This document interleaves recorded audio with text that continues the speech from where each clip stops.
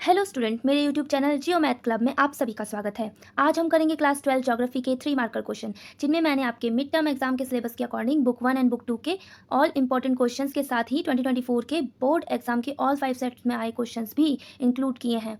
तो बहुत बड़ा लंबा सेशन रहेगा, कम से कम टोटल 85 क्वेश्चंस की लिस्ट है ये। तो स्टार्ट करते हैं हमारी बुक 1 मानव भूगोल के मूल सिद्धांत का पहला चैप्टर मानव भूगोल प्रकृति एवं विषय क्षेत्र के पहले क्वेश्चन से। इसका फर्स्ट क्वेश्चन है, पर्यावरणीय निश्चयवाद की संकल्पना की उदाहरण सहित व्याख्या कीजिए। तो इसका उत्तर है, पर्यावरणीय निश्चयवाद आदिम मानव समाज और प्रकृति की प्रबल शक्तियों के बीच की अन्योन्य क्रिया को पर्यावरणीय निश्चयवाद कहते हैं। इसमें मानव प्रकृति को सुनता था, उसकी प्रचंडता से भयभीत होता था और उसकी पूजा करता था। इसके उदाहरण हैं, आर्थिक दृष्टि से आदिम समाज संबंधित एक घर के प्रत्यक्ष संबंधों का प्रतिनिधित्व करती है। प्रकृति एक शक्तिशाली, बल पूज्य, सत्कार योग्य एवं संरक्षित है। पोषण हेतु मानव प्राकृतिक संसाधनों पर प्रत्यक्ष रूप से निर्भर है। सेकंड क्वेश्चन है, समस्त भौगोलिक अध्ययनों में मानव और प्रकृति अविभाज्य तत्व हैं, इस कथन की परख कीजिए। और इसके अथवा में इस तरीके से क्वेश्चन भी आ सकता है कि भूगोल में भौतिक और मानवीय परिघटनाओं का वर्णन मानव शरीर रचना विज्ञान से प्रतीकों का प्रयोग करते हुए रूपकों के रूप में किया जाता है, उदाहरण देकर कथन की व्याख्या कीजिए। या फिर क्वेश्चन ऐसा भी आ सकता है कि प्रकृति और मानव अविभाज्य तत्व हैं, इस कथन को उपयुक्त उदाहरण सहित स्पष्ट कीजिए। तो इन तीनों क्वेश्चंस का ही ये आंसर रहेगा। समस्त भौगोलिक अध्ययन मानव और प्रकृति के अध्ययन पर जोर देते हैं, क्योंकि प्रकृति और मानव अविभाज्य तत्व हैं और इन्हें समग्रता से देखा जाना चाहिए। भौतिक और मानवीय दोनों परिघटनाओं का वर्णन मानव शरीर रचना विज्ञान से प्रतीकों के प्रयोग करते हुए रूपकों के रूप में किया जाता है। तो इसका उदाहरण यह है कि पृथ्वी के रूप, तूफान की आंख, नदी के मुख, हिमनदी के प्रोत या नासिका, जमडमरू मध्य की ग्रीवा और मृदा की परिचितिका का वर्णन करते हैं। ऐसे सड़कों, रेलमार्गों और जलमार्गों को परिसंचरण की धमनियों के रूप में वर्णन किया है और प्रदेश, गांव, इन सब का वर्णन जीवों के रूप में किया गया है। इसका थर्ड क्वेश्चन है, प्रौद्योगिकी के उपयोग से लोग किस प्रकार प्राकृतिक अवरोधों पर विजय पाने में सक्षम हुए हैं, विश्लेषण कीजिए। या फिर क्वेश्चन ऐसा भी आ सकता है कि प्रकृति के मानवीकरण की अवधारणा की उदाहरण सहित व्याख्या कीजिए। या फिर मानव गतिविधियों के निशान हर जगह देखे जाते हैं, इस कथन का मूल्यांकन प्रकृति के मानवीकरण के संदर्भ में कीजिए। तो इसका आंसर रहेगा हमारा, समय के साथ मानव अपने पर्यावरण और प्राकृतिक बलों को समझने लगते हैं और अपने सामाजिक और सांस्कृतिक विकास के साथ साथ बेहतर और आर्थिक सक्षम प्रौद्योगिकी का विकास करते हैं, जिससे वे अभाव की स्थिति से स्वतंत्रता की अवस्था की ओर अग्रसर होते हैं और पर्यावरण से प्राप्त संसाधनों के द्वारा वे संभावनाओं को जन्म देते हैं। प्रौद्योगिकी की सहायता से ट्रांडहाइम के लोग और अन्य लोग प्रकृति द्वारा लगाए गए प्रतिबंधों पर विजय पाने में सक्षम हुए हैं। मानवीय क्रियाएं सांस्कृतिक भूदृश्य की रचना करती हैं, जैसे उच्च भूमियों पर स्वास्थ्य विश्राम स्थल, विशाल नगरीय प्रसार, खेत, फलोद्यान, मैदानों व तरंगित पहाड़ियों में चरागाह हैं, तटों पर पत्तन, महासागरीय तल पर समुद्री मार्ग तथा अंतरिक्ष में उपग्रह इत्यादि। चौथा क्वेश्चन है, मानव पर्यावरण संबंधों की दो संकल्पनाओं के बीच नवनिश्चयवाद किस प्रकार से संतुलन बनाने का प्रयास करते हैं। या फिर मानव पर्यावरणीय संबंधों की दो संकल्पनाओं के बीच नवनिश्चयवाद संतुलन बनाने का प्रयास करता है, उदाहरण सहित इस कथन की परख कीजिए। इसका उत्तर है, यह संकल्पना दर्शाती है कि ना तो यहाँ नितांत आवश्यकता की स्थिति है जैसे पर्यावरणीय निश्चयवाद में है, और ना ही नितांत स्वतंत्रता की स्थिति है जैसा संभववाद में है। जब प्रकृति रूपांतरण की स्वीकृति दे तो हम अपने विकास के प्रयत्नों में आगे बढ़ सकते हैं। संभावनाओं को उन सीमाओं में जो पर्यावरण की हानि न करती हों उत्पन्न किया जा सकता है। जैसे उदाहरण है, नगरों में चौराहों पर यातायात का नियंत्रण बत्तियों द्वारा है। अब इसका पांचवा क्वेश्चन देख लेते हैं। पांचवा क्वेश्चन है, पर्यावरणीय निश्चयवाद के मुख्य पहलुओं की परख कीजिए। उत्तर है, मानव और प्रकृति घटनाओं में सदैव अन्योन्य क्रियाएं होती हैं। आदिम समाज भोजन और अन्य संसाधनों के लिए प्रकृति पर बहुत अधिक निर्भर था। हम प्राकृतिक मानव की कल्पना कर सकते हैं जो प्रकृति को सुनता था, उसकी प्रचंडता से भयभीत होता था और उसकी पूजा करता था। प्रकृति की मजबूत शक्तियों ने हमेशा मानवीय गतिविधियों का मार्गदर्शन किया है। मानव और प्रकृति का यह संबंध पर्यावरणीय निश्चयवाद कहा जाता है। चलो चलते हैं इसके 6th क्वेश्चन की तरफ। छठा क्वेश्चन है, संभाव्यवाद पर्यावरण निर्धारणवाद से कैसे भिन्न है, उपयुक्त उदाहरणों के साथ समझाइए। या फिर दोनों में अंतर लिखो, ऐसे भी प्रश्न आ सकता है। दोनों का उत्तर यही रहेगा। पहले हम संभाव्यवाद को समझ लेते हैं। संभाव्यवाद के अनुसार मनुष्य अपनी बुद्धि और तकनीकी प्रगति से पर्यावरण को नियंत्रित और अनुकूल बना सकता है। इसमें मनुष्य को अपनी बुद्धिमत्ता से पर्यावरण पर विजय प्राप्त करने की क्षमता दी जाती है। उदाहरण के लिए रेगिस्तानी क्षेत्रों में आधुनिक तकनीकी से पानी की व्यवस्था करके कृषि को संभव बनाया जाता है। और यहाँ पर्यावरण निर्धारणवाद के अनुसार मनुष्य का जीवन, उसकी संस्कृति और उसकी सामाजिक गतिविधियाँ पूरी तरह से प्राकृतिक पर्यावरण पर निर्भर करती है। इसमें मनुष्य को पर्यावरण का अनुयायी माना जाता है, जो प्राकृतिक सीमाओं में रहकर ही विकास कर सकता है। उदाहरण के लिए रेगिस्तानी क्षेत्रों में पानी की कमी के कारण वहाँ कृषि और जीवन यापन कठिन होता है। चलो चलते हैं। अब हमारा आ गया नेक्स्ट चैप्टर सेकंड, विश्व जनसंख्या वितरण, घनत्व और वृद्धि। इसका पहला क्वेश्चन है, विश्व में जनसंख्या वितरण को प्रभावित करने वाले किन्हीं 3 आर्थिक कारकों की उदाहरणों सहित व्याख्या कीजिए। तो इसके 3 उदाहरण है। पहला खनिज है। खनिज निक्षेपों से युक्त क्षेत्र उद्योगों को आकृष्ट करते हैं। खनन और औद्योगिक गतिविधियां रोजगार प्रदान करते हैं, अतः कुशल एवं अर्धकुशल कर्मी इन क्षेत्रों में पहुंचते हैं और जनसंख्या को सघन बना देते हैं। सेकंड हो गया आपका नगरीकरण। नगर रोजगार के एक बेहतर अवसर, शैक्षणिक, चिकित्सा संबंधी सुविधाएं तथा परिवहन और संचार के बेहतर साधन प्रस्तुत करते हैं।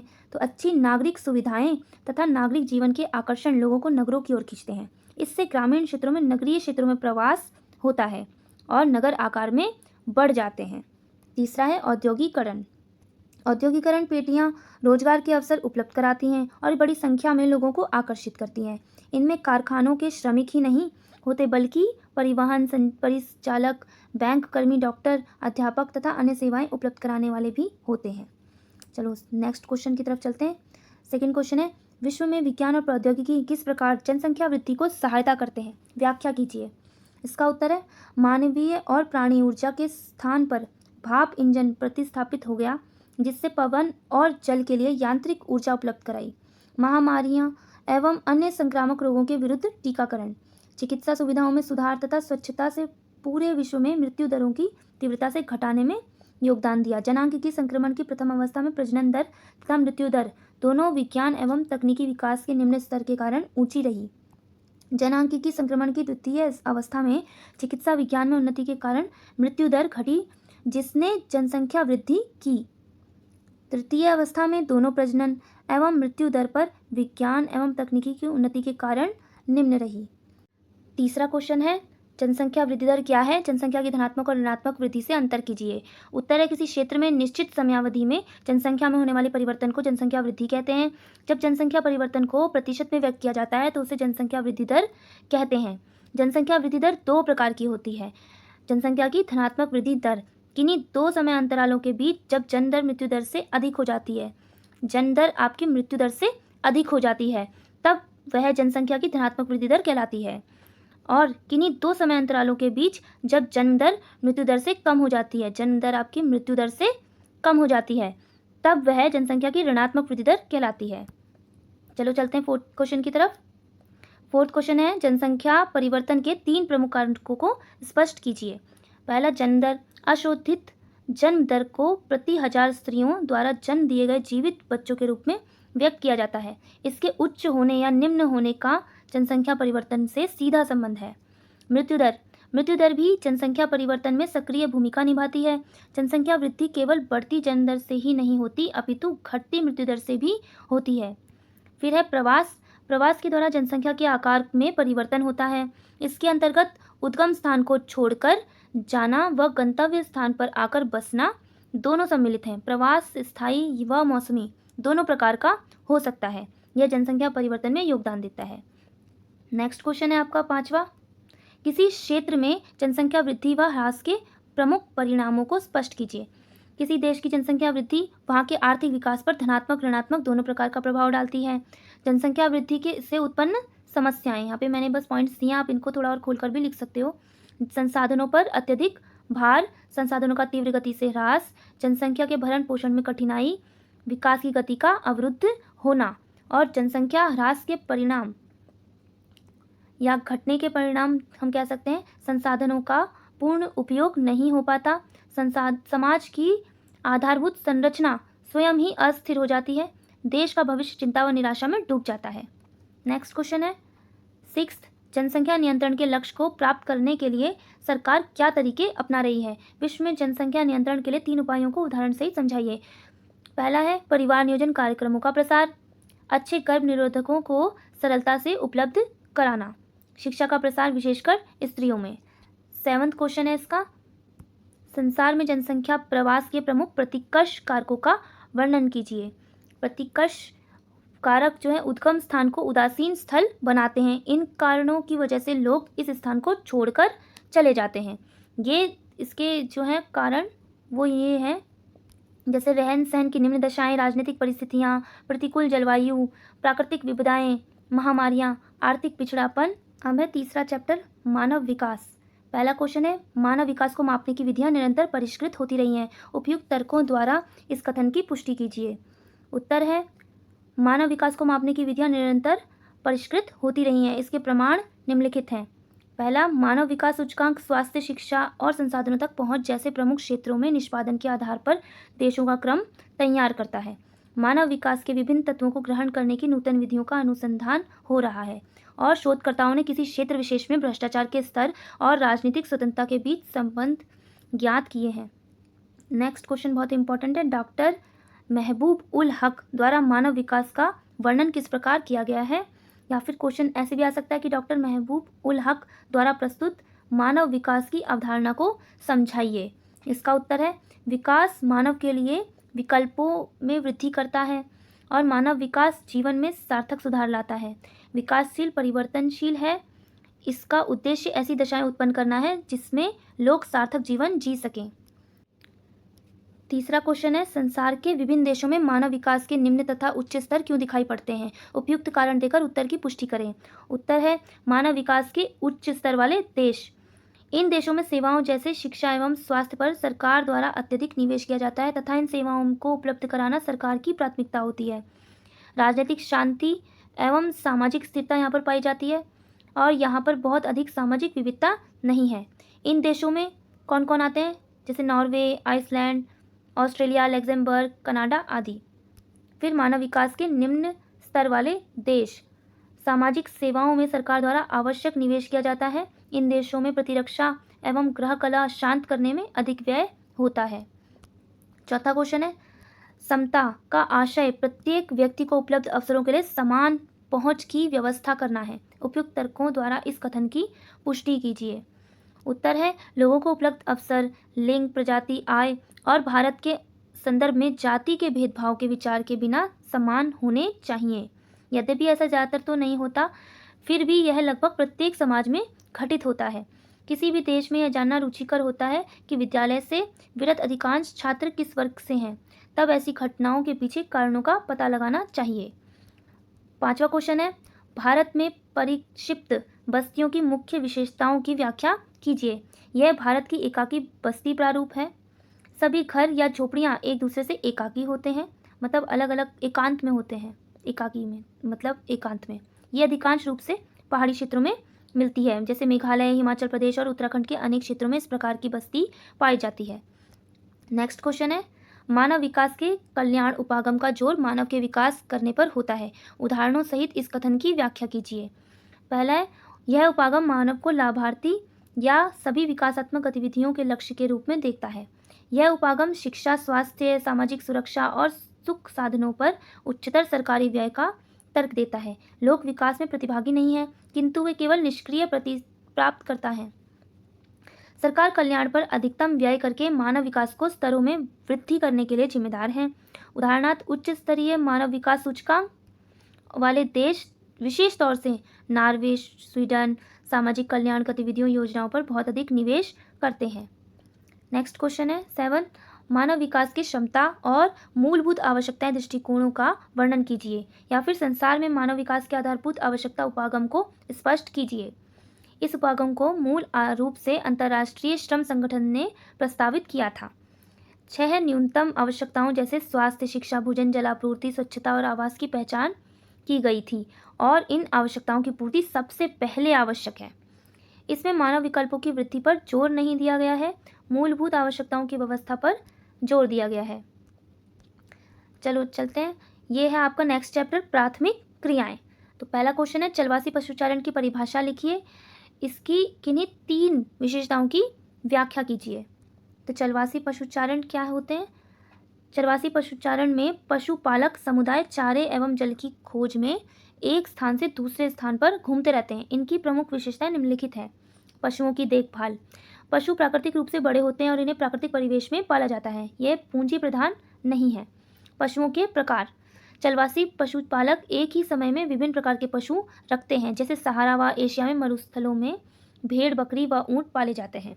इनके प्रमुख क्षेत्र हैं उत्तरी अफ्रीका के अटलांटिक तट से अरब प्रायद्वीप होते हुए मंगोलिया एवं मध्य चीन, यूरोप व एशिया के टुंड्रा प्रदेश, दक्षिण पश्चिम अफ्रीका एवं मेडागास्कर द्वीप। इसका सेकंड क्वेश्चन है, भोजन संग्रहण प्राचीनतम आर्थिक क्रिया है, परंतु विश्व स्तर पर भोजन संग्रहण का अधिक महत्व नहीं है। इस कथन को प्रमाणित कीजिए। भोजन संग्राहक कीमती पौधों की पत्तियां, छाल, औषधीय पौधों को बाजार में बेचने के उद्देश्य से इसको संग्रहित करते हैं। पौधों के विभिन्न भागों का ये उपयोग करते हैं, जैसे छाल का उपयोग कुनैन, चमड़ा बनाने एवं कॉर्क के लिए। दृढ़ फल को भोजन एवं तेल के लिए एकत्रित किया जाता है। अनेक उद्योगों में पेड़ के तने का उपयोग रबड़ बनाना, गोंद व राल बनाने के लिए किया जाता है। पेड़ की पत्तियों का उपयोग पेय पदार्थ, दवाइयाँ तथा कांतिवर्धक वस्तुएं बनाने के लिए किया जाता है। नेक्स्ट क्वेश्चन है, आदिमकालीन निर्वाह कृषि की विशेषताएं बताइए। आदिमकालीन निर्वाह कृषि में कृषक अपने व अपने परिवार के भरण पोषण हेतु उत्पादन करता है। आदिमकालीन निर्वाह कृषि का प्राचीनतम रूप है, जिसे स्थानांतरित कृषि भी कहते हैं। इसकी विशेषताएं निम्न है। खेत का आकार छोटा छोटा होता है। कृषि की पद्धति, इसमें किसान एक क्षेत्र के जंगल या वनस्पति को काटकर या जलाकर साफ करता है। खेत का उपजाऊपन समाप्त होने पर वो उस स्थान को छोड़कर भूमि का अन्य भाग कृषि हेतु तैयार करता है। फिर है औजार। औजार पारंपरिक होते हैं, जैसे लकड़ी, कुदाली एवं फावड़े। क्षेत्र उष्णकटिबंधीय क्षेत्र, यहाँ जहाँ पर आदिम जाति के लोग यह कृषि करते हैं। चलो चलते हैं नेक्स्ट क्वेश्चन की तरफ। गहन निर्वाह कृषि के प्रकारों को समझाइए। गहन निर्वाह कृषि मानसून एशिया के घने बसे देशों में की जाती है। इसके 2 प्रकार हैं। पहला है चावल प्रधान गहन निर्वाह कृषि और दूसरा है चावल रहित। तो चावल प्रधान में इसमें चावल प्रमुख फसल होती है। अधिक जनसंख्या घनत्व के कारण खेतों का आकार छोटा होता है और कृषि कार्य में कृषक का संपूर्ण परिवार लगा रहता है। सिंचाई वर्षा पर निर्भर होती है। भूमि का गहन उपयोग होता है एवं यंत्रों की अपेक्षा मानव श्रम का अधिक महत्व है। उर्वरता बनाए रखने के लिए पशुओं के गोबर की खाद एवं हरी खाद का उपयोग किया जाता है। इस कृषि में प्रति इकाई उत्पादन अधिक होता है, परंतु प्रति कृषक उत्पादन कम होता है। सेकेंड है आपका चावल रहित वाला। इस कृषि में चावल मुख्य फसल नहीं होती है। इसके स्थान पर गेहूं, सोयाबीन, जौ, सोरपम आदि फसलें बोई जाती हैं। मशीनों के स्थान पर खेती के अधिकतर कार्य पशुओं द्वारा होते हैं। इसमें सिंचाई की जाती है। इस वाले में देखो, सिंचाई जो है वो वर्षा पर निर्भर थी, इसमें आपकी सिंचाई की जाती है। मुख्य क्षेत्रों में उत्तरी चीन, मंचूरिया, उत्तरी कोरिया, उत्तरी जापान, भारत में सिंध गंगा के मैदान के पश्चिमी भाग हैं जहाँ पर ये कृषि की जाती है। यहाँ भूमि का जनसंख्या का दबाव अधिक होता है। चलो चलते हैं नेक्स्ट क्वेश्चन की तरफ। रोपण कृषि क्या है? इसकी 3 मुख्य विशेषताएं बताइए। रोपण कृषि एक व्यापारिक कृषि है, जिसके अंतर्गत बाजार में बेचने के लिए चाय, कॉफी, कोको, रबड़, कपास, गन्ना, केले व अनानास की पौध लगाई जाती है। इसकी 3 विशेषताएं हैं। पहला है, इसमें कृषि क्षेत्र का आकार बहुत बड़ा होता है। और सेकेंड है, पूंजी निवेश, बागानों की स्थापना व उन्हें चलाने रख रखाव के लिए अधिक पूंजी की आवश्यकता होती है। तीसरा है, तकनीकी व वैज्ञानिक विधियाँ। इसमें उच्च प्रबंध, तकनीकी आधार तथा तकनीकी वैज्ञानिक विधियों का प्रयोग किया जाता है। 6 है आपका, मिश्रित कृषि क्या है? इसकी विशेषताएं बताते हुए इसके प्रमुख क्षेत्रों के नाम बताइए।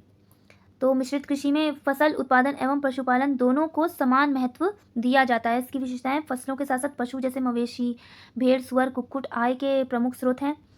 दूसरा है, चारे की फसलें मिश्रित कृषि के मुख्य घटक हैं। इसमें खेतों का आकार मध्यम होता है। इसमें बोई जाने वाली अन्य फसलें गेहूँ, जौ, राई, जई, मक्का, कंदमूल प्रमुख हैं। शस्यावर्तन एवं अंतः फसली कृषि मृदा की उर्वरता को बनाए रखने में महत्वपूर्ण भूमिका निभाते हैं। इस प्रकार की कृषि विश्व के अत्यधिक विकसित भागों में की जाती है, जैसे उत्तरी पश्चिमी यूरोप, उत्तरी अमेरिका का पूर्वी भाग, यूरेशिया के कुछ भाग एवं दक्षिणी महाद्वीपों के समशीतोष्ण अक्षांश वाले भाग। इससे MCQ भी बन सकते हैं। ये जो नाम आ रहे हैं देशों के, हो सकता है पूछा जाए यहाँ पर कौन कौन सी कृषि होती है। चलो नेक्स्ट चैप्टर की तरफ चलते हैं, नेक्स्ट क्वेश्चन की तरफ चलते हैं। तो नेक्स्ट क्वेश्चन है हमारा, सहकारी कृषि और सामूहिक कृषि के 3 अंतर बताइए। तो सहकारी कृषि देख लेते हैं पहले हम। सहकारी कृषि में सहकारी कृषि में कृषक स्वेच्छा से अपने संसाधनों को समाहित कर सहकारी संस्था बनाकर कृषि कार्य संपन्न करते हैं। और सहकारी कृषि में व्यक्तिगत फार्म अशून्य रहते हैं और सहकारी समितियां कृषकों की सभी रूपों में सहायता करता है। सहकारी समितियां अपने उत्पादों को अनुकूल शर्तों पर बेचती है। सहकारी कृषि का चलन Denmark, Netherlands, Belgium, Sweden, Italy आदि यूरोप के देशों में है। और सामूहिक कृषि में उत्पादन के साधनों का स्वामित्व संपूर्ण समाज एवं सामूहिक श्रम पर आधारित होता है। सामूहिक कृषि में कृषक अपने सभी संसाधनों को मिलाकर कृषि करते हैं, किंतु भूमि का छोटा सा हिस्सा अपने अधिकार में रख सकते हैं। सामूहिक कृषि में सरकार सभी तरह से नियंत्रण करती है। सामूहिक कृषि में उत्पादन को सरकार ही निर्धारित मूल्य पर खरीदती है। सामूहिक कृषि का चलन रूस में है। चलो चलते हैं नेक्स्ट क्वेश्चन की तरफ। क्वेश्चन नंबर 8, खनन क्या है तथा इसे कौन से कारक प्रभावित करते हैं? पृथ्वी के अंदर से धातुओं व अयस्कों को प्राप्त करना खनन कहलाता है। खनन कार्य को प्रभावित करने वाले कारक 2 हैं, भौतिक और आर्थिक। इसमें खनिज निक्षेपों के आकार, श्रेणी एवं उपस्थिति की अवस्था को सम्मिलित करते हैं। और आर्थिक वाले में खनिज की मांग, तकनीकी ज्ञान एवं उसका उपयोग, अवसंरचना के विकास के लिए उपलब्ध पूंजी एवं यातायात व श्रम पर होने वाला व्यय, ये सब आता है। अब खनन की विधियां कौन सी हैं, ये भी क्वेश्चन आपका आ सकता है। तो उपस्थिति की अवस्था व अयस्क की प्रकृति के आधार पर खनन की 2 विधियां हैं। पहला है धरातलीय विवृत खनन। धरातल पर मौजूद चट्टानों को तोड़कर खनिज निकालने की प्रक्रिया को धरातलीय खनन कहते हैं। यह खनिजों के खनन का सबसे सस्ता तरीका है। इसमें उपकरणों पर अतिरिक्त खर्च कम होता है एवं उत्पादन शीघ्र व अधिक होता है। दूसरा है इसमें भूमिगत या कूपिकी खनन। जब अयस्क धरातल के नीचे गहराई में होता है तब भूमिगत अथवा कूपिकी खनन विधि का प्रयोग किया जाता है। इस विधि में लंबवत कूपक गहराई तक स्थित है, जहां से भूमिगत गैलरियां खनिजों तक पहुंचने के लिए फैली हैं। इन मार्गों से होकर खनिजों का निष्कर्षण एवं परिवहन धरातल तक किया जाता है। इसमें लिफ्ट की सहायता ली जाती है। तो इसमें काफ़ी खुदाई करनी पड़ती है, तो बहुत महंगा पड़ता है। ये ऊपर वाला आपका सस्ता पड़ता है, धरातलीय विवर्त खनन, जो धरातल के ऊपरी सतह पर होता है, और ये धरातल के नीचे गहराई में होता है। चलो चलते हैं आपके नेक्स्ट चैप्टर की तरफ। द्वितीयक क्रियाएं आपका चैप्टर 5 है और आपके मिड टर्म के सिलेबस में फर्स्ट बुक का लास्ट चैप्टर है जो आने वाला है। इसका पहला क्वेश्चन देख लेते हैं। छोटे पैमाने के उद्योग की किन्हीं 3 विशेषताओं पर प्रकाश डालें। छोटे पैमाने व बड़े पैमाने के उद्योग में अंतर स्पष्ट करें। तो इसका उत्तर है छोटे पैमाने के उद्योग। इस प्रकार के उद्योग में निर्माण स्थल घर से बाहर कारखाना होता है। इसमें स्थानीय कच्चे माल का उपयोग होता है और रोजगार के अवसर इस उद्योग में अधिक होते हैं, जिससे स्थानीय निवासियों की क्रय शक्ति बढ़ती है। बड़े पैमाने के उद्योग, इसमें उत्पादन जो है वो विकसित प्रौद्योगिक तथा कुशल श्रमिकों द्वारा किया जाता है। उत्पादन तथा उत्पादित माल को विशाल बाजार में बेचा जाता है। इसमें उत्पादन की मात्रा भी अधिक होती है और अधिक पूंजी तथा विभिन्न प्रकार के कच्चे माल का प्रयोग किया जाता है। नेक्स्ट क्वेश्चन देखते हैं। स्वामित्व के आधार पर उद्योगों का वर्गीकरण, ये 3 प्रकार का है। पहला है सार्वजनिक, निजी और संयुक्त क्षेत्र। इसके पॉइंट्स लिखे हुए हैं। अगर सिर्फ सार्वजनिक के बारे में आएगा तो आप इसको थोड़ा और खोल के लिख सकते हैं। तो जैसे क्वेश्चन ऐसा आने के ज़्यादा है कि स्वामित्व के आधार पर उद्योग का वर्गीकरण करें, तो 3 नंबर में आएगा। तो आप सिंपल इसके बारे में छोटे छोटे पॉइंट्स भी आप लिख सकते हो। तो सार्वजनिक क्षेत्र क्या है? ऐसे उद्योग सरकार के अधीन होते हैं, सरकार इनका प्रबंध करती है। भारत में बहुत से उद्योग सार्वजनिक क्षेत्र के बीच, जैसे लौह इस्पात उद्योग, और अधिकतर समाजवादी साम्यवादी देशों में ऐसा होता है। निजी क्षेत्र, ऐसे उद्योगों का मालिक एक व्यक्ति या एक कंपनी होती है। व्यक्ति या निजी कंपनियां इन उद्योगों का प्रबंधन करती है। पूंजीवाद देशों में यह व्यवस्था होती है। भारत में टाटा समूह, बिरला समूह, रिलायंस इंडस्ट्री, ये सब इसके उदाहरण हैं। संयुक्त क्षेत्र, कुछ उद्योगों का संचालन सरकार और निजी कंपनियां दोनों मिलकर करती हैं। जैसे हिंदुस्तान पेट्रोलियम कॉरपोरेट लिमिटेड है, मित्तल एनर्जी लिमिटेड है, ये इसके उदाहरण है संयुक्त क्षेत्र के। चलो नेक्स्ट क्वेश्चन की तरफ चलते हैं। कुटीर उद्योग से क्या तात्पर्य है? इसकी मुख्य विशेषताओं का वर्णन कीजिए। कुटीर उद्योग उन उद्योगों को कहते हैं जिसमें लोग अपने परिवार के सदस्यों के साथ मिलकर स्थानीय कच्चे माल की सहायता से घर पर दैनिक उपयोग की वस्तुओं का निर्माण करते हैं। इनकी विशेषताएं निम्नलिखित है। पहला है पूंजी एवं परिवहन के साधन इन उद्योगों को प्रभावित नहीं करते। कच्चा माल एवं बाजार दोनों ही स्थानीय स्तर पर उपलब्ध होते हैं। किसी शक्ति चालित मशीन की आवश्यकता नहीं होती, हाथ के साधारण औजार ही उपयोग में आते हैं। तो ये है कुटीर उद्योग के बारे में। अब अगला है कृषि व्यापार से आप क्या समझते हैं? इसके मुख्य बिंदु बताइए। तो कृषि व्यापार एक व्यापारिक कृषि है जो औद्योगिक पैमाने पर की जाती है। इसके मुख्य बिंदु निम्नलिखित हैं। इसमें वह व्यापार करता है जिनकी रुचि कृषि में हो। कृषि फार्म आकार में बड़े, यंत्रीकृत एवं अच्छी संरचना वाले होते हैं। इस कृषि को कारखाना कृषि भी कहते हैं। नेक्स्ट क्वेश्चन है, स्वच्छंद उद्योगों की किन्हीं 3 विशेषताओं की व्याख्या कीजिए। स्वच्छंद उद्योग व्यापक विविधता वाले स्थानों में स्थित होते हैं और ये उद्योग प्रदूषण नहीं फैलाते हैं। ये उद्योग किसी विशिष्ट प्रकार के कच्चे माल पर नहीं बल्कि संगठक पुर्जों पर निर्भर होते हैं। इन उद्योगों में कम मात्रा में उत्पादन होता है एवं श्रमिकों की भी कम आवश्यकता होती है। नेक्स्ट क्वेश्चन है, आधुनिक बड़े पैमाने पर होने वाले विनिर्माण की प्रमुख 3 विशेषताएं बताइए। पहला है कौशल का विशिष्टीकरण। इसमें कौशल का विशिष्टीकरण हो जाता है जिसमें प्रत्येक कारीगर निरंतर एक ही प्रकार का कार्य करता है। कारीगर निर्दिष्ट कार्य के लिए प्रशिक्षित होते हैं। दूसरा, यंत्रीकरण। यंत्रीकरण से तात्पर्य है कि किसी कार्य को पूरा करने के लिए मशीनों का प्रयोग करना।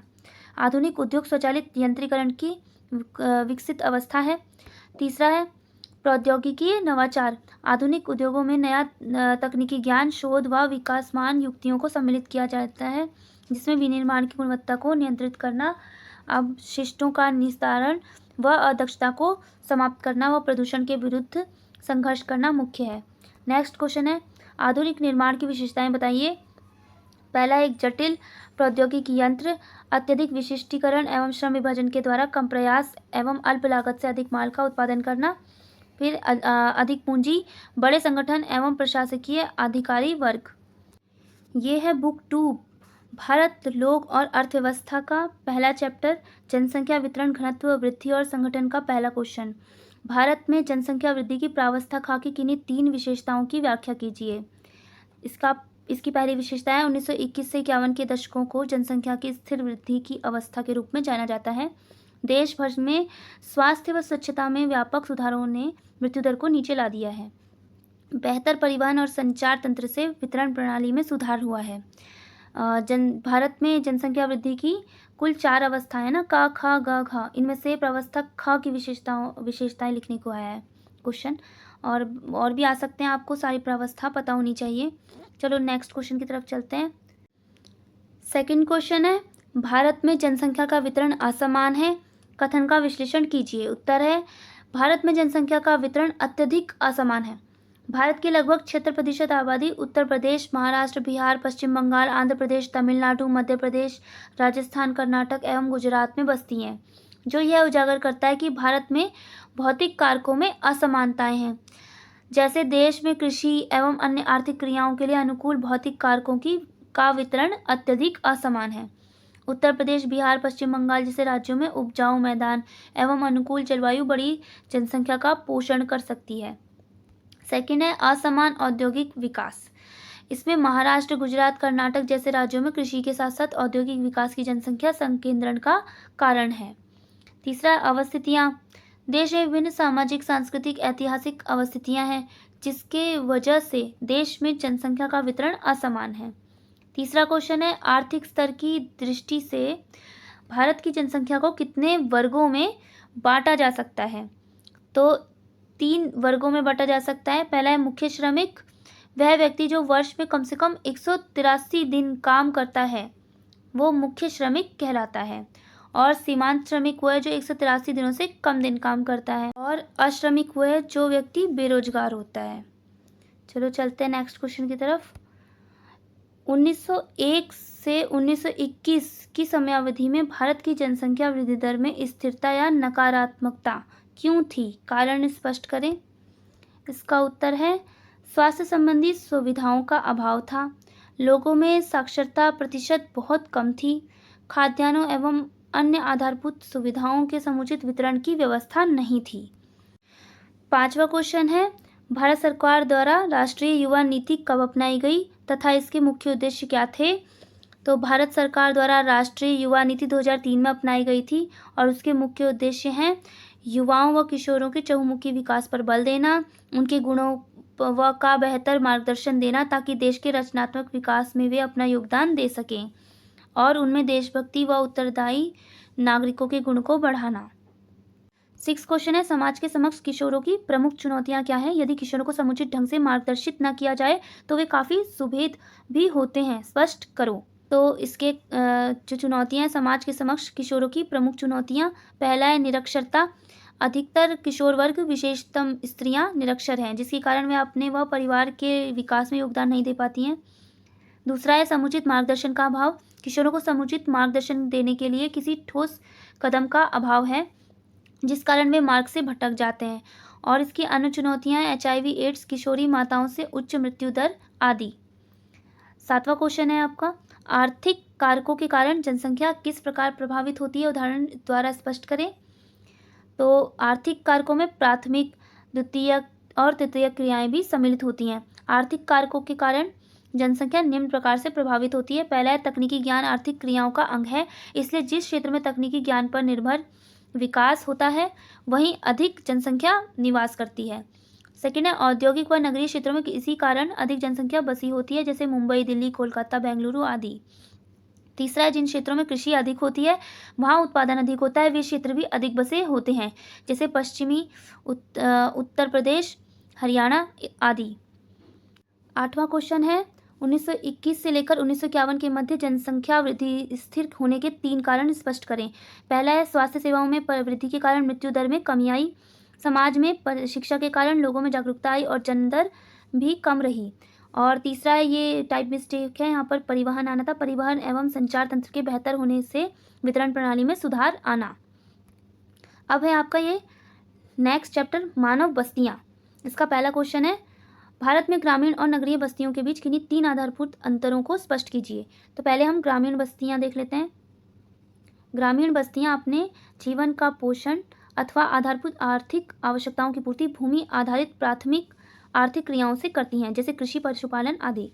ग्रामीण बस्तियों में उत्पादित सब्जी, फल फूल, अनाज आदि जैसे उत्पाद नगरीय बस्तियों की आवश्यकताओं को पूरा करते हैं। तीसरा पॉइंट है, ग्रामीण लोग एक स्थान छोड़कर दूसरे स्थान जाकर बसने के बारे में कम सोचते हैं, अतः उनमें सामाजिक संबंध प्रगाढ़ होते हैं। ग्रामीण बस्तियों के निवासियों में क्षैतिज गतिशीलता कम होती है। अब हम देखते हैं नगरीय बस्तियों के बारे में। तो नगरीय बस्तियां एक ओर कच्चे माल और दूसरी ओर तैयार माल के विनिर्माण अथवा द्वितीयक एवं तृतीयक तथा विभिन्न प्रकार की सेवाओं पर निर्भर करती है। दूसरा है, नगरीय बस्तियों के विनिर्माण उद्योग के उत्पाद ग्रामीण बस्तियों में जाते हैं, परिवहन एवं संचार माध्यम के जरिए यह कार्य संपन्न होता है। तीसरा है, नगरीय बस्तियों के लोगों के सामाजिक संबंधों में औपचारिकता अधिक होती है। शहरों में क्षैतिज गतिशीलता अधिक पाई जाती है, अर्थात लोग एक जगह जाकर बस जाते हैं। नेक्स्ट क्वेश्चन है, पल्ली बस्तियां क्या हैं? भारत के किन्हीं 2 क्षेत्रों के नाम बताइए जहां इस प्रकार की बस्तियां पाई जाती हैं। या फिर भारत में पल्ली बस्तियों की किन्हीं 3 विशेषताओं का वर्णन कीजिए। तो पल्ली बस्तियां वे बस्तियां हैं जो किसी बड़े गांव के अलग छोटे छोटे समूह में बस जाती हैं, लेकिन वे उसी बड़े गांव का ही हिस्सा होती हैं। इनकी विशेषताएं निम्नलिखित हैं। इन्हें अलग अलग जगहों में अलग अलग नामों से पुकारा जाता है, जैसे पल्ली, नगला, ढानी, पूर्वा आदि। ये बस्तियां छत्तीसगढ़ एवं हिमालय की निचली घाटियों में पाई जाती हैं। तीसरा है, किसी विशाल गांव का ऐसा खंडी भवन प्रायः सामाजिक एवं मानव जातीय कारकों द्वारा अभिप्रेरित होता है। नेक्स्ट क्वेश्चन है, भारत में ग्रामीण बस्तियों के विभिन्न प्रकारों के विकास के लिए उत्तरदायी किन्हीं 3 कारणों का वर्णन कीजिए। पहला है भौतिक लक्षण। भौतिक लक्षण जैसे भूभाग की प्रकृति, ऊंचाई, जलवायु और जल की उपलब्धता। सांस्कृतिक और मानवीय कारक, इसमें सामाजिक संरचना, जाति एवं धर्म सम्मिलित है। और तीसरा सुरक्षा संबंधी कारक, जैसे चोरियां और डकैतियों से सुरक्षा। चौथा क्वेश्चन है, भारत में स्मार्ट सिटी मिशन के मुख्य उद्देश्यों की व्याख्या कीजिए। पहला पॉइंट है, स्मार्ट सिटी मिशन का उद्देश्य शहरों को बेहतर बनाने के लिए आधारभूत बुनियादी ढांचे और सेवाएं प्रदान करना है। स्वच्छ लेकिन पोषणीय पर्यावरण प्रदान करना, नागरिकों को बेहतर जीवन प्रदान करना और कम संसाधनों के उपयोग के साथ शहर को आपदाओं के कम जोखिम वाला बनाना है। 5वां क्वेश्चन है, भारत में परिक्षिप्त ग्रामीण बस्तियों की विशेषताएं बताइए। पहली विशेषता है, ग्रामीण बस्ती प्रारूप सुदूर जंगलों या छोटी पहाड़ियों की ढालों पर खेतों या चरागाहों के आसपास दिखाई पड़ते हैं। इनमें मकान एक दूसरे से दूर बने होते हैं और लोग अलग अलग एकाकी रहते हैं। मेघालय, उत्तराखंड व हिमाचल प्रदेश के अनेक भागों में यही बस्तियां पाई जाती हैं। नेक्स्ट 6 क्वेश्चन है, नगर आर्थिक वृद्धि के नोड या केंद्र के रूप में कैसे कार्य करती है। नोड भी लिखा आ सकता है क्वेश्चन में और केंद्र भी लिखा आ सकता है, मैंने दोनों यहाँ पे लिख दिए हैं। उत्तर है, नगर न केवल नगरवासियों को बल्कि अपने पृष्ठभूमि को ग्रामीण बस्तियों को भी भोजन और कच्चे माल के बदले वस्तुएं व सेवाएं उपलब्ध कराते हैं। सेकेंड है, नगरीय और ग्रामीण के बीच प्रकार्यतम संबंध परिवहन और संचार परिपथ के माध्यम से संपन्न होता है। यहाँ पे टाइपिंग मिस्टेक है, संपन्न लिख लेना। और थर्ड है, अपनी आर्थिक गतिविधियों के कारण नगर आर्थिक वृद्धि के नोड के रूप में या केंद्र के रूप में कार्य करते हैं। 7 क्वेश्चन है, भारत में आधुनिक नगरों में से कई एक नगर अंग्रेजी शासन में विकसित हुए थे। इस कथन को प्रमाणित कीजिए। उत्तर है, यह सच है कि भारत में आधुनिक नगरों में से कई नगर अंग्रेजी शासन में विकसित हुए थे। पहला है, व्यापार के उद्देश्य से तटीय क्षेत्रों में नगरों का विकास किया गया। दूसरा है, कैंटोनमेंट कैंप नगरों का विकास हुआ, जैसे जीटीबी नगर। तीसरा है, विश्राम स्थलों को विकसित किया गया तथा पर्वतीय नगरों का विकास किया गया। चौथा है, मुंबई, चेन्नई या व कोलकाता जैसे प्रमुख नोडों या केंद्रों पर अंग्रेजों ने अपनी पकड़ मजबूत की तथा उन्हें विकसित किया। तीसरा चैप्टर है, भू संसाधन तथा कृषि। इसका पहला क्वेश्चन है, भारत के 3 भिन्न फसल ऋतुओं की किन्हीं 2 विशेषताओं का उल्लेख कीजिए। पहला है खरीफ ऋतु। यह ऋतु जून माह में प्रारंभ होकर सितंबर माह तक रहती है। इस ऋतु में चावल, कपास, जूट, ज्वार, बाजरा व अरहर आदि की कृषि की जाती है। खरीफ की फसल दक्षिण पश्चिम मानसून के साथ संबंध है। दक्षिण पश्चिम मानसून के साथ चावल की फसल शुरू होती है। दूसरा है रबी की फसल। रबी की ऋतु अक्टूबर से नवंबर में शरद ऋतु से प्रारंभ होती है। गेहूँ, चना, तोरई, सरसों, जौ आदि फसलों की कृषि इसके अंतर्गत की जाती है। तीसरा है जायद ऋतु। जायद एक अल्पकालिक ग्रीष्मकालीन फसल ऋतु है जो रबी की कटाई के बाद प्रारंभ होती है। इस ऋतु में तरबूज, खीरा, सब्जियां व चारे की फसलों की कृषि होती है। सेकंड क्वेश्चन है, फसलों के लिए आर्द्रता के प्रमुख स्रोत के आधार पर भारत में कृषि को कितने समूह में वर्गीकृत किया जाता है। जैसे उसके नाम लिखिए एवं प्रत्येक की 2 विशेषताएं बताइए। तो फसलों के लिए आर्द्रता के प्रमुख स्रोत के आधार पर भारत में कृषि को 2 समूहों में वर्गीकृत किया गया है। पहला है सिंचित कृषि। इसमें वर्षा के अतिरिक्त जल की कमी को सिंचाई द्वारा पूरा किया जाता है। इसका उद्देश्य अधिकतम क्षेत्र को पर्याप्त आर्द्रता उपलब्ध कराना है, फसलों को पर्याप्त मात्रा में पानी उपलब्ध कराकर अधिकतम उत्पादकता प्राप्त कराना तथा उत्पादन योग्य क्षेत्र को बढ़ाना। दूसरा है वर्षा निर्भर कृषि। यह पूर्णतः वर्षा पर निर्भर होती है। उपलब्ध आर्द्रता की मात्रा के आधार पर इसे शुष्क भूमि कृषि व आर्द्र भूमि कृषि में बांटते हैं। तीसरा क्वेश्चन है, सतत कृषि के लिए कृषि राष्ट्रीय मिशन का क्या महत्व है। सतत कृषि के लिए राष्ट्रीय मिशन कृषि को अधिक विशिष्ट, स्थायी, पारिश्रमिक और जलवायु अनुकूल बनाने के लिए निम्नलिखित चीज़ों को बढ़ावा दिया जा सकता है। विशिष्ट, एकीकृत और समग्र कृषि प्रणालियों को बढ़ावा देना, उपयुक्त मिट्टी और नमी संरक्षण उपायों से प्राकृतिक संसाधनों का संरक्षण करना। सरकार परंपरागत कृषि विकास योजना और राष्ट्रीय कृषि विकास योजना जैसी योजनाओं के माध्यम से देश में जैविक कृषि जैसी योजनाओं के माध्यम से देश में जैविक खेती को बढ़ावा दे रही है। अंतर स्पष्ट कीजिए। 2 हैं इसमें क्वेश्चन, बंजर भूमि तथा कृषि योग्य व्यर्थ भूमि। तो बंजर भूमि यह वह भूमि जो भौतिक दृष्टि से कृषि के अयोग्य है, जैसे वन, उबड़ खाबड़ भूमि एवं पहाड़ी भूमि, रेगिस्तान एवं उपरदित खड्ड भूमि आदि।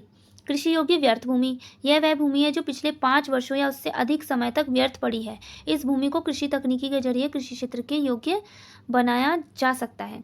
दूसरा पॉइंट है शुद्ध बुवाई क्षेत्र एवं सकल बोया गया क्षेत्र। इन दोनों में अंतर ये है, जैसे शुद्ध बुवाई क्षेत्र किसी कृषि वर्ष में बोया गया कुल फसल क्षेत्र शुद्ध बुवाई क्षेत्र कहलाता है। दूसरा है सकल बोया गया क्षेत्र।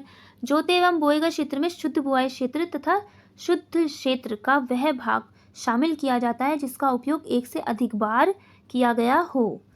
नेक्स्ट क्वेश्चन है, भारत में कृषि योग्य भूमि का निम्नीकरण किस प्रकार कृषि की गंभीर समस्याओं में से एक है। कारण एवं परिणाम लिखिए। तो इसका कारण है नहर द्वारा अत्यधिक सिंचाई जिसके कारण लवणता एवं क्षारीयता में वृद्धि होती है। कीटनाशकों का अत्यधिक प्रयोग, जलाक्रांतता या पानी का भराव होना, फसलों को हेरफेर करके ना बोना, दलहन फसलों को कम बोना, सिंचाई पर अत्यधिक निर्भर फसलों को उगाना। और इसके परिणाम होते हैं मिट्टी की उर्वरता शक्ति कम होना और मिट्टी का अपरदन होना। नेक्स्ट क्वेश्चन है 6, वर्तमान परती एवं पुरातन परती भूमि में क्या अंतर है। वर्तमान परती भूमि जिस पर 1 वर्ष या उससे कम समय के लिए खेती नहीं की जाती, यह भूमि की उर्वर बढ़ाने का प्राकृतिक तरीका होता है। पुरातन परती भूमि वह भूमि जिसे 1 वर्ष से अधिक किंतु 5 वर्ष से कम के लिए खेती हेतु प्रयोग नहीं किया जाता। 7 क्वेश्चन है, किसी क्षेत्र के भू उपयोग अधिकतर उस क्षेत्र की आर्थिक क्रियाओं की प्रकृति पर निर्भर करता है। भारत में 3 उदाहरण देकर कथन की पुष्टि करें। पहला है, अर्थव्यवस्था का आकार इसे उत्पादित वस्तुओं तथा सेवाओं के मूल्य के संदर्भ में समझा जाता है। समय के साथ जनसंख्या बढ़ने के कारण भूमि पर दबाव बढ़ता है तथा सीमांत भूमि को भी प्रयोग में लाया जाता है। दूसरा है, अर्थव्यवस्था की संरचना द्वितीयक तथा तृतीयक सेक्टरों में प्राथमिक सेक्टर की अपेक्षा अधिक तीव्रता से वृद्धि होती है। इस प्रक्रिया में धीरे धीरे कृषि भूमि गैर कृषि संबंधित कार्यों में प्रयुक्त होती है। तीसरा है, कृषि कलापों का योगदान। समय के साथ कृषि क्रियाकलापों का अर्थव्यवस्था में योगदान कम होता जाता है, परंतु भूमि पर कृषि कलापों का दबाव कम नहीं होता। नेक्स्ट क्वेश्चन है, भारत में भू संसाधनों का महत्व उन लोगों के लिए अधिक है जिनकी आजीविका कृषि पर निर्भर है। स्पष्ट कीजिए।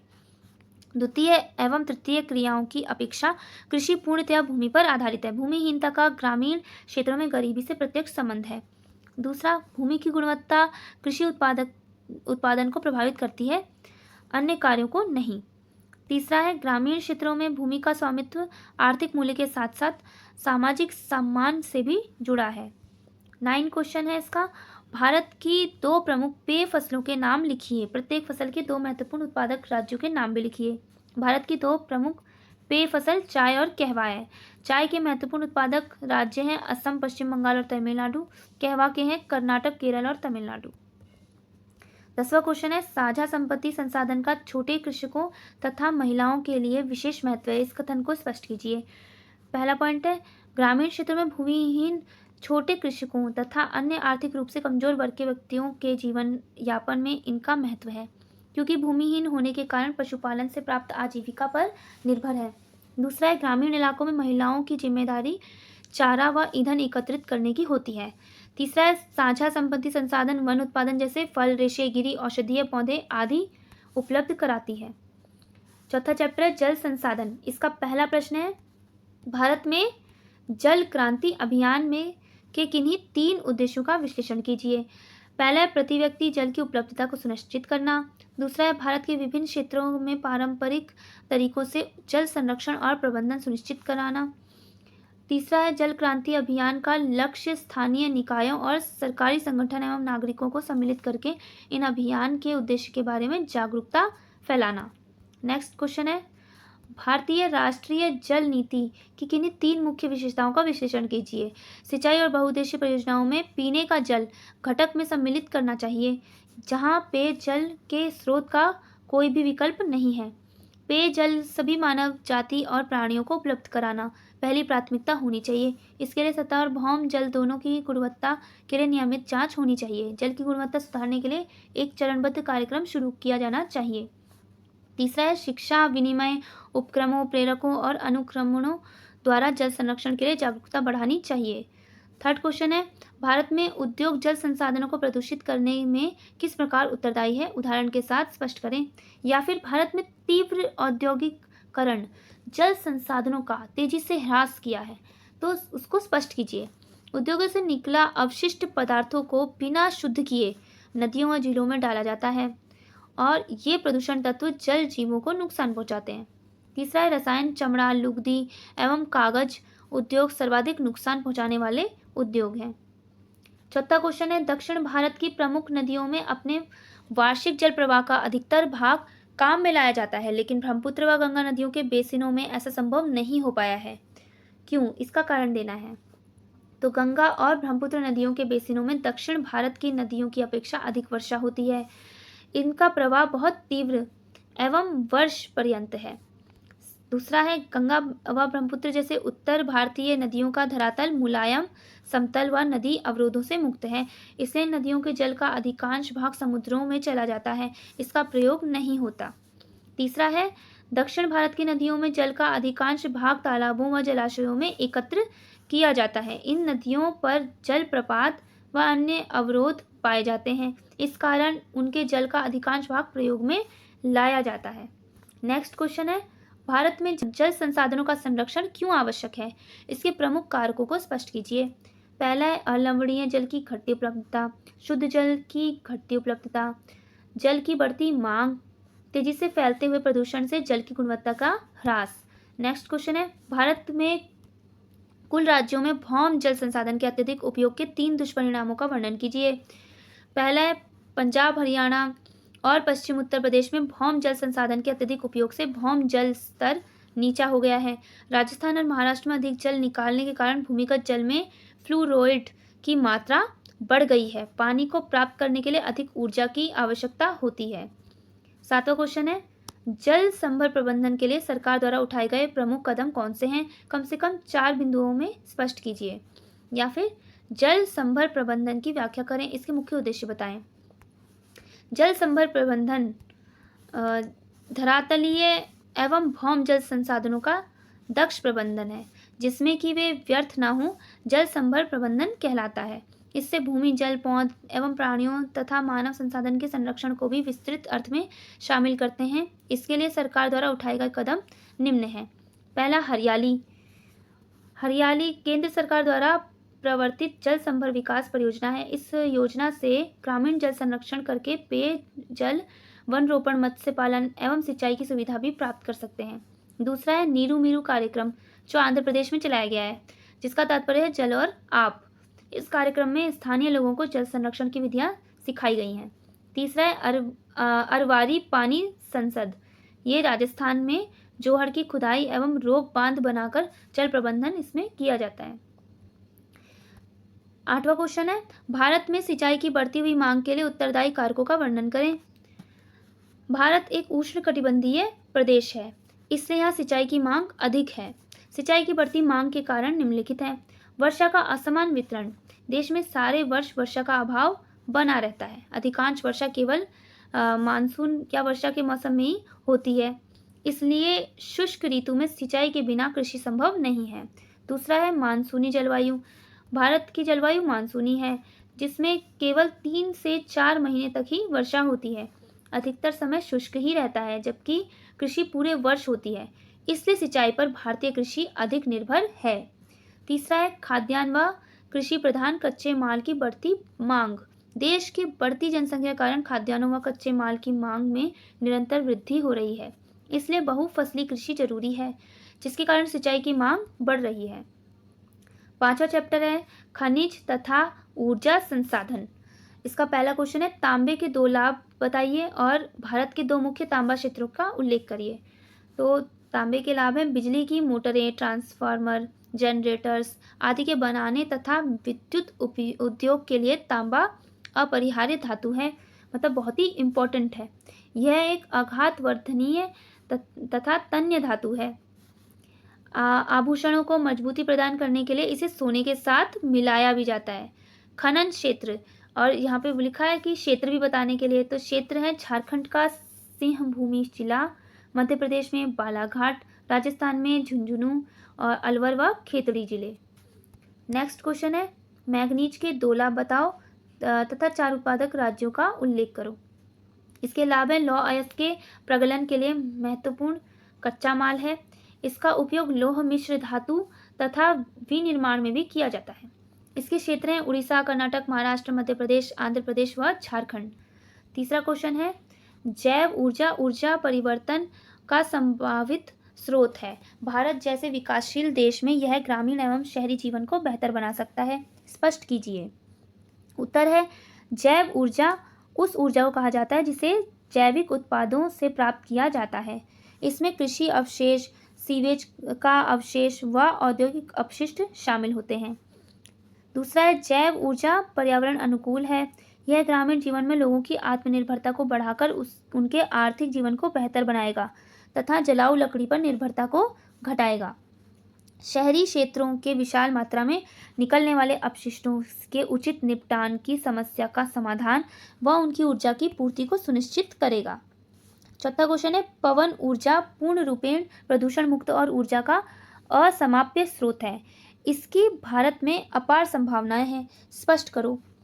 पहला पॉइंट है पवन ऊर्जा प्रदूषण मुक्त ऊर्जा का असमाप्य स्रोत है। पवन की गतिज ऊर्जा को टरबाइन के माध्यम से विद्युत ऊर्जा में बदला जाता है। संभावित पवनों व पछुआ पवनों जैसी स्थायी पवन प्रणालियां तथा मानसून पवनों को ऊर्जा के स्रोत के रूप में प्रयोग किया जा सकता है। भारत में पवन ऊर्जा के लिए राजस्थान, गुजरात, महाराष्ट्र, कर्नाटक में अनुकूल परिस्थितियां विद्यमान हैं। गुजरात के कच्छ में लांबा का पवन ऊर्जा संयंत्र एशिया का सबसे बड़ा संयंत्र है। ये आपके एमसीक्यू में आ सकता है। तमिलनाडु के तूतीकोरिन में भी पवन ऊर्जा का एक अन्य संयंत्र है। नेक्स्ट क्वेश्चन है ऊर्जा के परंपरागत एवं गैर परंपरागत संसाधनों में अंतर स्पष्ट करें, या फिर ऊर्जा के गैर परंपरागत संसाधनों को प्रोत्साहित करना क्यों आवश्यक है। उसमें सिर्फ ये वाला पार्ट लिखना है, जो ये सेकंड क्वेश्चन है गैर परंपरागत संसाधनों को प्रोत्साहित करना क्यों आवश्यक है, इसमें फिर ये गैर परंपरागत इसके बारे में लिखना है। अभी ये अंतर के अकॉर्डिंग मैंने बनाया कि इसमें अंतर दोनों का साथ में लिखा हुआ है। ऊर्जा के परंपरागत साधन, पहला है कोयला, पेट्रोलियम, प्राकृतिक गैस तथा नाभिकीय ऊर्जा जैसे ईंधन के स्रोत समाप्य कच्चे माल का प्रयोग करते हैं। इन साधनों का वितरण बहुत असमान है। ये साधन पर्यावरण अनुकूल नहीं है, अर्थात पर्यावरण प्रदूषण में इनकी बड़ी भूमिका है। और ऊर्जा के गैर परंपरागत साधन, इसमें सौर, पवन, जल, भूतापीय ऊर्जा असमाप्य हैं, कभी समाप्त नहीं होते। ये साधन अपेक्षाकृत अधिक समान रूप से वितरित हैं। ये ऊर्जा के स्वच्छ साधन और पर्यावरण हितैषी हैं। नेक्स्ट क्वेश्चन है 6 क्वेश्चन है भारत में खनिज असमान रूप से वितरित है, स्पष्ट करें। भारत में अधिकांश धात्विक खनिज प्रायद्वीपीय पठारी क्षेत्र की प्राचीन क्रिस्टलीय शैली में पाए जाते हैं। पहला पॉइंट है कोयले का लगभग 97.10% भाग दामोदर, सोन और ये टाइपिंग मिस्टेक है, इसकी जगह पे महानदी आएगा, महानदी और गोदावरी नदियों की घाटियों में पाया जाता है। दूसरा है पेट्रोलियम के आरक्षित भंडार असम, गुजरात तथा मुंबई हाई में पाए जाते हैं। नए आरक्षित क्षेत्र कृष्णा, गोदावरी तथा कावेरी बेसिनों में पाए जाते हैं। थर्ड है खनिज मुख्य 3 पेटियों में संकेंद्रित है, उत्तर पूर्वी पठारी प्रदेश और पश्चिमी प्रदेश और दक्षिण पश्चिमी पठारी प्रदेश। नेक्स्ट क्वेश्चन है रासायनिक और भौतिक गुणों के आधार पर खनिजों को उदाहरण सहित वर्गीकृत कीजिए। तो पहला है धात्विक खनिज, इन खनिजों में धातु होती है, लौह अयस्क, तांबा, मैंगनीज आदि धात्विक खनिजों के उदाहरण है। धात्विक खनिज को पुनः 2 वर्गों में बांटा गया है। आप फ्लो चार्ट से भी शो कर सकते हो। धात्विक खनिज को 2 भागों में बांटा गया है। पहला लौह युक्त खनिज, इसके उदाहरण है निकिल, मैंगनीज, टंगस्टन इत्यादि। दूसरा है अलौह खनिज, जैसे उदाहरण चांदी, सोना और सीसा इत्यादि। फिर आ गया आपका धात्विक खनिज, इन खनिजों में धातु नहीं होती, चूना पत्थर, डोलोमाइट, अभ्रक आदि इसके उदाहरण हैं। अधात्विक खनिजों को भी पुनः 2 वर्गों में बांटा गया है, इसका भी फ्लो चार्ट है। अधात्विक खनिज ये 2 भागों में, कार्बनिक खनिज जिसमें कोयला, पेट्रोलियम इत्यादि आते हैं। दूसरा है अकार्बनिक खनिज जिसमें अभ्रक, चूना पत्थर आदि आते हैं। 8वां क्वेश्चन है भारत की उत्तर पश्चिमी प्रदेश खनिज पेटी की प्रमुख विशेषताओं का उल्लेख कीजिए। पहला है यह पट्टी राजस्थान में अरावली व गुजरात के कुछ भाग पर विस्तृत है। यहाँ के खनिज धारवाड़ क्रम की शैलों से संबंधित है। तांबा, जिंक आदि इस पट्टी के प्रमुख खनिज हैं। राजस्थान बलुआ पत्थर, ग्रेनाइट, संगमरमर जैसे भवन निर्माण के पत्थरों से समृद्ध है। डोलोमाइट व चूना पत्थर सीमेंट उद्योग के लिए कच्चा माल उपलब्ध कराते हैं। नेक्स्ट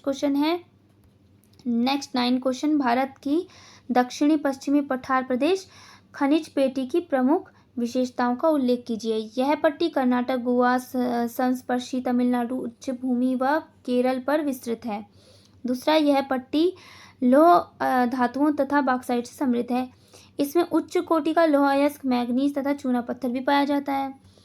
निवेली लिग्नाइट को छोड़कर इस क्षेत्र में कोयला निक्षेपों का अभाव है।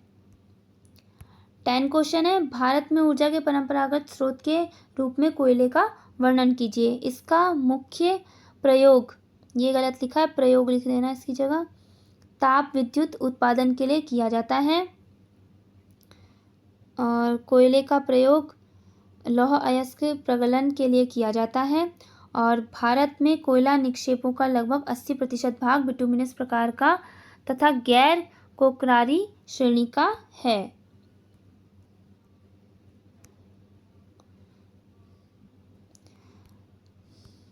नेक्स्ट चैप्टर है भारत के संदर्भ में नियोजन और सतत पोषणीय विकास। इसका पहला क्वेश्चन है, खंडीय नियोजन एवं प्रादेशिक नियोजन के में अंतर स्पष्ट करें।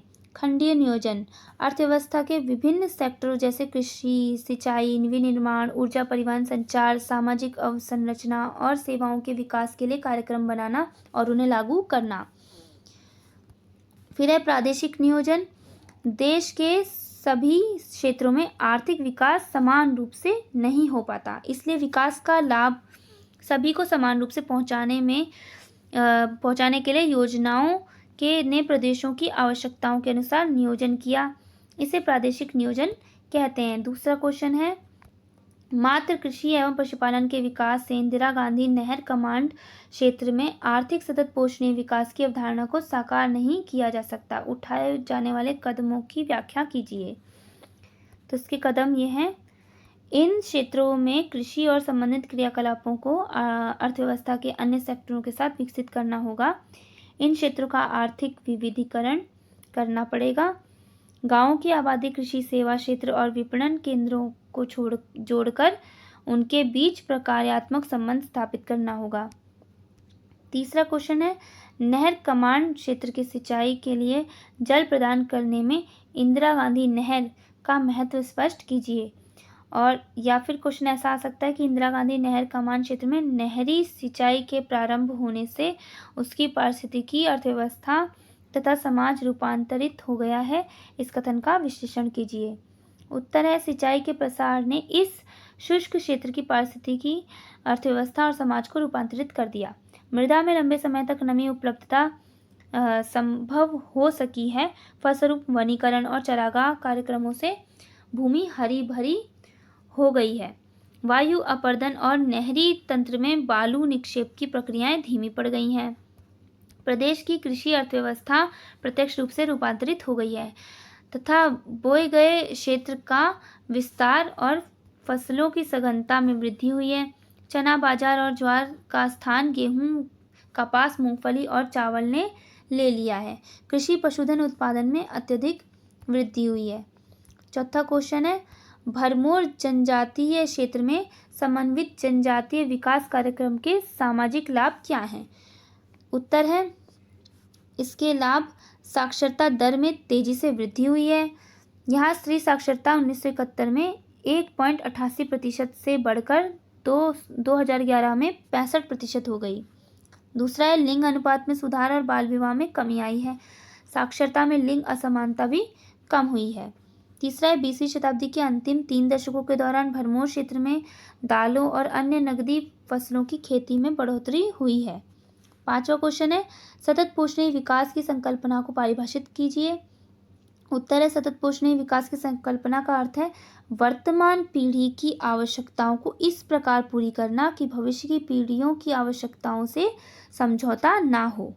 यह विकास का एक ऐसा मॉडल है जो प्राकृतिक संसाधनों का विवेकपूर्ण और सुदृढ़ उपयोग करता है ताकि पर्यावरण की गुणवत्ता बनी रहे और सामाजिक, आर्थिक, पर्यावरणीय स्थिरता प्राप्त हो सके। इसके कुछ मुख्य बिंदु हैं। पहला है, संसाधनों का सतत उपयोग ताकि उनका संरक्षण हो सके और भविष्य की पीढ़ियां भी उनका लाभ उठा सकें। पर्यावरणीय स्थिरता पर ध्यान देना जिससे प्राकृतिक संसाधनों और पारिस्थितिकी संतुलन की हानि ना हो। तीसरा है, आर्थिक विकास के साथ साथ सामाजिक समानता और पर्यावरणीय संरक्षण सुनिश्चित करना। यह अवधारणा सुनिश्चित करती है कि विकास प्रक्रिया केवल आर्थिक लाभ तक सीमित न रहे बल्कि सामाजिक और पर्यावरणीय कारकों को भी ध्यान में रखा जाए। इसका लास्ट क्वेश्चन है 6 क्वेश्चन, संसाधनों में से किसी एक का भी दुरुपयोग आने वाली पीढ़ियों के लिए अवसरों को कम करेगा। सतत पोषणीय विकास संदर्भ में उदाहरण सहित इस कथन की व्याख्या कीजिए। पहला पॉइंट है, सतत पोषणीय निर्वहन का तात्पर्य अवसरों की उपलब्धता एवं उसकी निरंतरता से है। दूसरा है, सतत पोषणीय मानव विकास के लिए आवश्यक है जिससे प्रत्येक पीढ़ी को समान अवसर मिले। तीसरा है, समस्त पर्यावरणीय, वित्तीय एवं मानव संसाधनों का उपयोग भविष्य को ध्यान में रखकर करना चाहिए। इसके उदाहरण स्वरूप यदि एक समुदाय अपनी बालिकाओं को विद्यालय में भेजने के महत्व पर जोर नहीं देता है तो युवा होने पर इन स्त्रियों के लिए अनेक अवसर समाप्त हो जाएंगे।